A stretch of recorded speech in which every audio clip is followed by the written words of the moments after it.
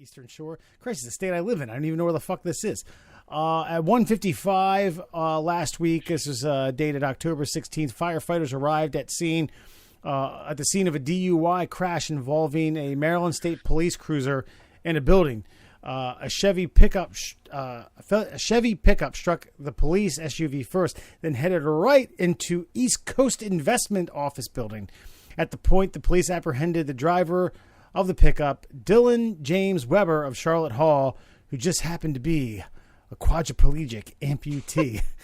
Hall will be charged with driving while under the influence of alcohol, driving while impaired by alcohol, negligent driving, reckless driving, and failure to remain at the scene of an accident. How the hell he got that last charge is beyond me. But he just rolled out, didn't he? Oh, Jesus Christ! I get that amputees can drive. I mean, is this some sort of a well-manufactured, crafted car for a quadriplegic to be able to maneuver around? Okay, all right. Yeah, they get like hand controls and shit. But he doesn't have any hands, Alan. That's the point. Come on. Oh yeah, quadriplegic. I thought you said paraplegic. My bad. It's all mouth controls, man. Yeah. And I don't even think he should be charged with the DUI. I just think he should not drive. Yeah, that's it's impressive that he was able to get up to enough speed to cause damage. It's impressive he was able to get in the vehicle at all. How'd he pull that off? I mean, have you seen pictures of this at all? No, have you? No. Yeah, I'm looking at some pictures right now. I mean, he's walking around in some mossy oak. You got share. I got the share. Okay, you got the share, baby.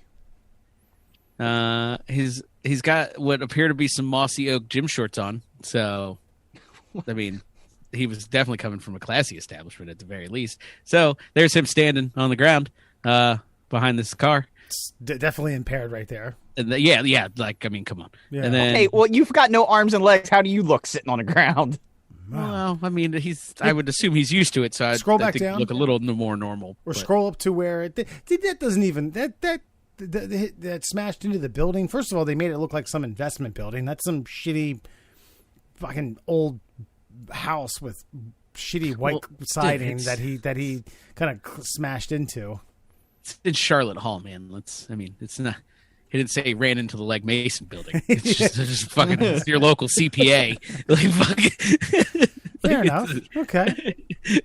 Now, and I know I might catch some heat for this, but I've always said, if you've got a handicap sticker on your car, like I'm very judgmental of your ability to operate the motor vehicle in the first place, because if some local municipality has deemed you incapable of operating your body, how capable are you of operating machinery? Seriously. So, I mean, how much did the alcohol come into play here when you're trying to, go around a turn with your left incisor? I don't see how. I don't know. I'm just impressed this guy's able to operate a vehicle in the first place. First of all, just a correction. It's St. Mary's County. Okay. And second of all, there's certainly, I don't know. Maybe the state has some sort of odd criteria that they say, okay, if you can build it and you can operate this under the same parameters as someone who has arms and legs, then we'll give you a, we don't know. They certainly aren't going to do it just out of sympathy. Like, oh, you're a quadriplegic who can go in a straight line at 5 miles an hour. Here you go. Here's your license. Feel free to whip up and down I-95. I doubt that's the case. I tend to disagree. I feel like we live in an era where we've decided that everybody's allowed to do everything, like be out of like pure sensitivity. Like, oh, well, we don't want to make them feel bad about they don't have their arms and their legs, so we should definitely let them drive a car. Okay, let's play this. Just what you think, not hypothetical, but what you think happened. Okay, because let's take it back to when we got our license. Do you think the criteria leading up to you getting your license was deemed you worthy of having a license? In our day, yeah, the driving time, the classes, then the driver's test. I think they gave us too much freedom. No, I don't know. I think they relied on the honor system a little too much, because I feel like when you got your permit, they expected you to go out and drive with somebody, and I did. And so I felt prepared based on that.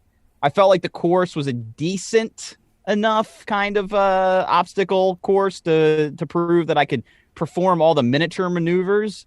But I get why they didn't want us on the road. Like my parents, like their driver's course, and you see this even in old like 80s movies where, you know, the classic haha moment is they can't drive, but they get to go out on the freeway and then they cause millions of dollars worth of damage and then never have to pay for it for some reason.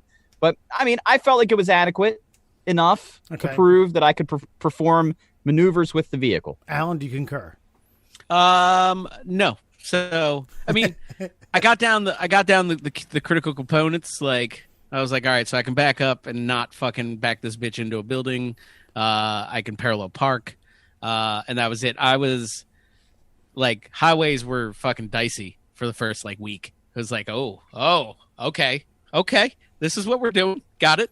But yeah, I mean, other than that, I think it's obviously not difficult. Like it's a feel thing. So sure. The more you do it, obviously the better it is. But no, when I first went out and set out, they did not give me enough time. I think I did like two fucking like maybe 2-hour little sessions on some roads around my house. And that was it. It brings the actual meaning of stay in your lane is where that comes from. Yeah. Now also go ahead. Hold on. So did we know to the extent with which he was amputated? Like, did he have stumps? I didn't really see anything in there.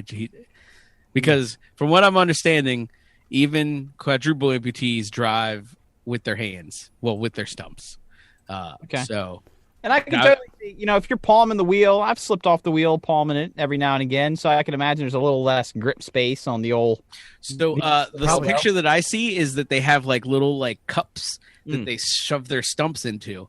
And then like one of them does acceleration and braking and the other one does steering. But they have a co-pilot brake like in driver school just in case.